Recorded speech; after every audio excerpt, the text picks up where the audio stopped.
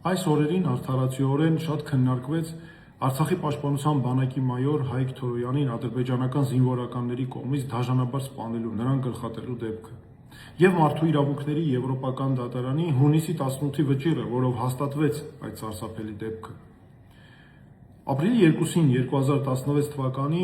սկսվել էր ապրիլյան քարորյա պատերազմը, որ Ադրբեջանը սանձազերծել էր Արցախի դեմ։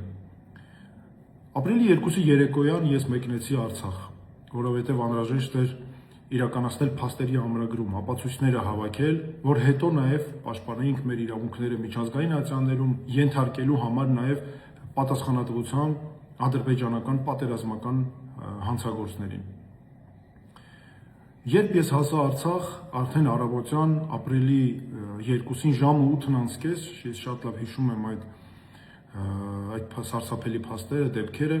առավոտյան 8-ն անցկեց Ադրբեջանի կողմից Մարտունու շրջանի ներքին ճարտար համայնքի դպրոցին հասցված հարվածի արդյունքում զոհվել էր 12-ամյա Վաղինակ Գրիգորյանը եւ եւս 4 երեխա նրա հետ վիրավորվել էին։ Այդ օրն առավոտյան Թալիշում ադրբեջանական զինվորականները դաժանաբար սպանել էին Տարետ Զույգի, Վալերա եւ Ռազմելա Խալափյաններին։ Նրա Վալերա Խալափյանի 92-ամյա մորը Մարուսա Խալափյանին։ Գլխատվել էր Քյարամ Սլոյանը։ Հայկ Թորոյանի հետ կապված դեպքի մանրամասները ես հիշում եմ ապրիլի 3-ին մեր զինվորականները հայտնաբերեցին Հայկ Թորոյանի մարմինը։ Հետագայում նաև փաստերով պարզվեց եւ տարված քննությամբ, որ ապրիլի 3-ին եւ հայտնաբերվեց մարմինը, ադրբեջանական զինվորականները սկզբում կտրել էին նրա աջ ձեռքը, հետո ձախ ձեռքը, հետո նաև կենթանի վիճակում կտրել էին գլուխը, գլխատել էին։ Հետագայում հուղարկավորության ժամանակ չհանձնեցին էլ այդպես էլ հարազատներին մասնատված մարմնի մասերը։ Այսպիսի դաժանություն էր կատարվել։ Իհարկե այս բոլոր փաստերը, այս վճիռը կարևոր է նրանով, որ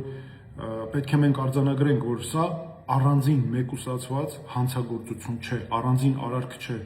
Սրանք մեկ շղթայի մասեր են ադրբեջանական պետական քաղաքականության հետևանքներով։ Որովհետև այս հանցանքները,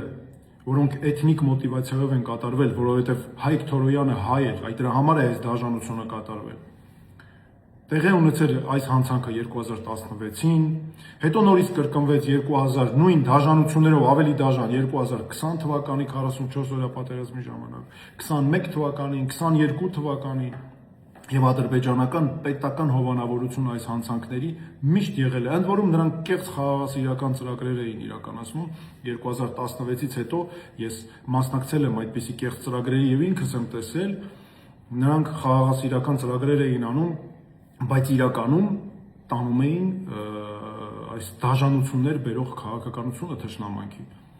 Այսպիսի դեպքերը Եվրոպական դատարանից վճիռը լավ առիթ է արձանագրելու, որ Հայաստանին պետք է այնպիսի իշխանություն, որ այս դեպքը դրվի պետական քաղաքականության, արտաքին քաղաքականության հիմքում։ Սա նման դեպքերը պետք է լինեն մեր կրթական ծրագրերի հիմքում, իրավագիտություն, քաղաքագիտություն, բոլոր մյուս մասնագիտություններն ուսումնասիրող մեր ուսանողները, քաղաքացիները պետք է սովորեն, իմանան, ամեն մեկը իր բնագավառի տեսանկյունից, թե ինչ պատճառներ ունեին այս հանցանքները, ինչպես պետք է դրանք կանխարգելել, ինչպես պետք է ամեն մեկը աշխատի իր բնագավառում, որ թույլ չտա հետագայում նման բան, իսկ հանցանք կատարածները պատժվեն։ Արտասահմանյան կրթական հաստատություններում սա պետք է մտնի, ցույց տրվի, ինչպիսին են լինում ատելության հողի վրա կատարվող հանցագործությունները, ովքեր են դրանք կատարողները։ Սա անհրաժեշտ է մեր իրավունքների համար, որովհետև այս դեպքը ցույց տվեց, որ երբեք մենք չպետք է հրաժարվենք մեր իրավունքների պաշտպանությունից։ Միշտ ամեն դեպքի հետևից պետք է գնալ, որտեղ էլ որ լինի, ինչքան ժամանակ էլ անցած կլինի։ Ես սա միշտ եմ ասել։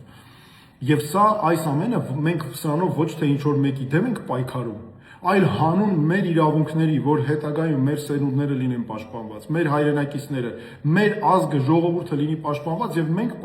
կարողանանք մեր իրավունքներին տեր կանգնել։ Ես ուզում եմ նաեւ ասել, որ այդ օրերին 2016 թվականի ապրիլյան պատերազմի օրերին նաեւ Արցախում էին փաստահավաք աշխատանքներ անում Արտակ Զեյնալյանը, Արա Ղազարյանը, փաստաբաններ։ Ռուբեն Մելիքյանը հետագայում Արցախի մարդու իրավունքների պաշտպանը արդեն Թալիշ գյուղում իր տված ասուլիսում սրանք եւս մեկ անգամ արձանագրեց այս դեպքերը։ Եվ մենք պետք է ամեն ինչ անենք, որ նման կրկնություններ հետագայում տեղի չունենան։ Եվ այս պայքարի նաեւ հետ կապված էր, որ ապրիլյան պատերազմի ժամանակ նաեւ ներդրվեց այդ իմ կարծիքով շատ կարևոր կարգախոսը ապրելու ապրիլ։ Այսինքն մենք պետք է մեր իրավունքների համար պայքարենք, որպեսզի որևէ մեկը ռիսկ չանի, իրեն թույլ չտա հանգարց նման վերաբերմունք դաժան։ Այն էլ խոսքը վերաբերում է ադրբեջանական այս պետական քաղաքականությանը։